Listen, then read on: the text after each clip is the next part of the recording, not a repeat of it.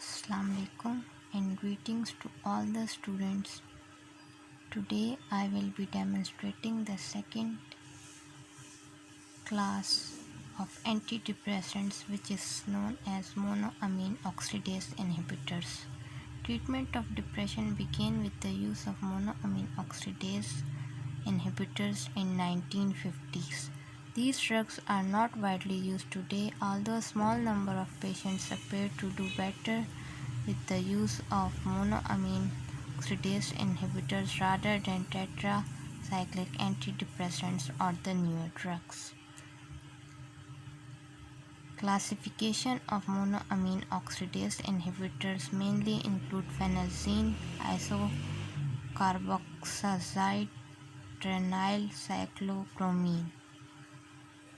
Now, we will study about the main mechanism of action of monoamine oxidase inhibitors. That how do monoamine oxidase inhibitors causes reduction of depression or anxiety in patients. So monoamine oxidase is basically a mitochondrial enzyme which is found in the nerve and other tissues.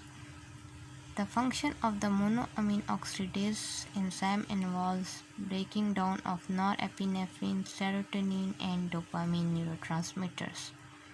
When monoamine oxidase is inhibited or blocked, so norepinephrine, serotonin, and dopamine are not broken down and are not degraded. Therefore, their level or concentration may be increased in all the brain cells. Thereby, the mood of the patient will remain happy due to the presence of these neurotransmitters in the synapse of the neurons. Now, moving towards the other point, monoamine oxidase inhibitors may reversibly or irreversibly inactivate these enzymes by making stable complexes or compounds with the enzymes, thus permitting neurotransmitter molecules to escape or avoid degradation and accumulate within the synaptic cleft, which is basically synapse. This may cause activation of norepinephrine and serotonin receptors responsible for antidepressant action.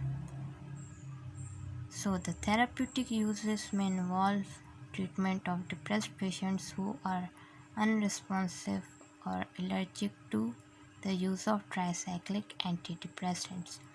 Patients with low psychomotor activity may be needing monoamine oxidase inhibitors. Treatment of phobic states. Phobic means excessively fearing of some particular thing is known as phobic state. It is basically extreme phobia of a patient.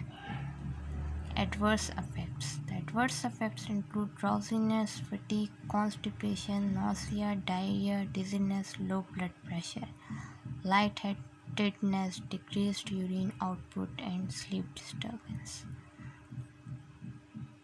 So, I myself, lecturer Anam. This is my channel, I Tell Pharma. So, that's all for today. We will start the third class in our next video. Thanks for listening. Allah Hafiz.